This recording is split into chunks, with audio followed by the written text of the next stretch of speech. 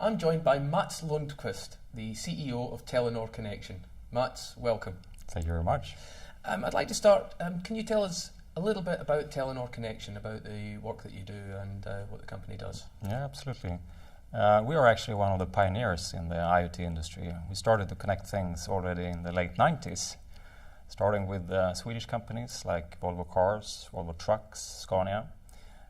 We were also fortunate to be part of the first smart meter rollout in Sweden. Mm-hmm. So we are the international IoT company of the Telenor Group.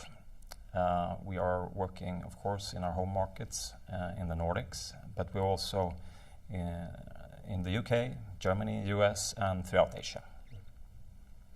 Where would you say at the moment the main growth regionally is coming from, and also in terms of IoT services, what is most in demand? Well, first of all, I think IoT is one of the most dynamic sectors of the telco industry at the moment, and mobile connectivity has been used for many years, and now it's even more enhanced with the NB-IoT, and over time 5G, of course, with a beneficial cost development of hardware and sensors. And most importantly, what IoT can do with some of the big use cases, handling the challenges with urbanization, digitalization of industries, as well as an aging population. Mm.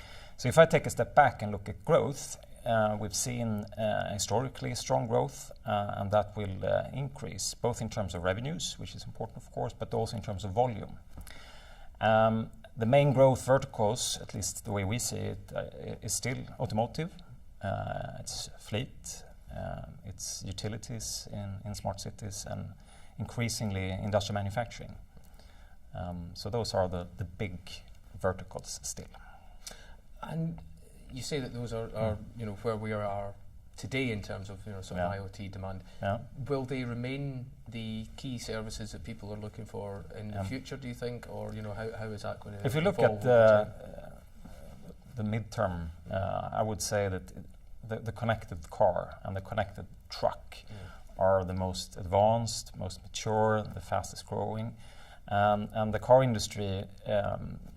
Connectivity, autonomous driving, and shared mobility are really core of automotive OEMs and also truck OEMs in terms of value creation. So I think growth, both from those companies as well as the consumer's interest, will be in those.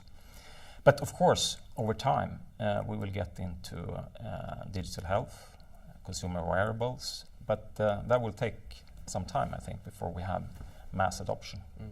Is that the time taken in that? Is that a standards issue, or is that a human acceptance issue? Even it will take us as people time to get used to. When it comes to digital health, it's a combination of things. I mean, the value creation is enormous in terms of improving the daily lives of patients or elderly, reducing costs in the healthcare systems and so on. But at the same time, it is regulated. There's a lot of standardization. It's also very fragmented. It's national and it's even regional within countries. So I had very high expectations a couple of years back on growth in digital health. It's slowly coming along. We're working with medtech companies, but the opportunities are so much bigger. So long term, definitely. I'd like to touch a little bit on the technology that's used in terms of IoT. Yeah. I think there's been a lot of talk that it offers an opportunity to use legacy 2G networks and so on to deliver that. Yeah. And also, as you touched on, the standardized cellular technologies, NB-IoT, LTE-M.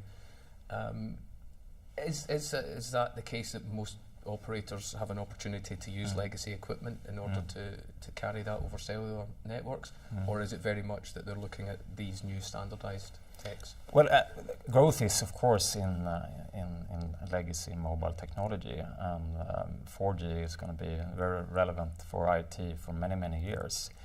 But NB-IoT and over time, and I say over time because 5G is not necessary for IoT at the moment, but NB-IoT is, because then we get into new use cases with different cost structures, with longer battery lifetimes, and also a different coverage So I think NB-IoT will really fuel growth now, because then we get into new use cases. But for most applications of today, of course, 2G is still very relevant, but there is a sunset to 2G, and that has to be replaced with something. And then NB-IoT will be the solution for that. Okay. Now, we talked before we came on air a little about the relationship between Telenor Connexion with Telenor Group. Can you tell us more about that? Yeah, Connexion is focusing on the international connectivity part of our business. Then we have 12 markets where we have our own mobile networks, where business units are also working with IoT solutions, for example, in Norway and Sweden, where we are working with health and elderly care solutions. We're working in Telenor Pakistan with fleet management solutions. Connexion is producing some of these services as an internal wholesale provider, and then there is value add on top of that, where, for example, in Pakistan, we're not only doing fleet, we're also into agriculture tech solutions, providing services to farmers, also in Bangladesh. So in these relatively immature markets, there's still tremendous opportunities with IoT to create value. Little slight curveball question. Is there anything that cannot be connected? Of course, there has to be some kind of cost benefit into it. There is a reason why trucks were the first things to be connected. A truck costs 300,000 euros, and if you get the utilization up on a truck, you get fuel consumption down. And if you can coach the driver to drive more efficiently, there's tremendous value. And then there is a falling scale, and if a thing is very cheap and the cost for providing the sensor, the hardware and so on is too high. But over time, costs will come down, and I think anything that can be connected will be connected. Okay, well, Mats, thank you very much for joining us and providing that insight. Thank you very much. It was nice being here.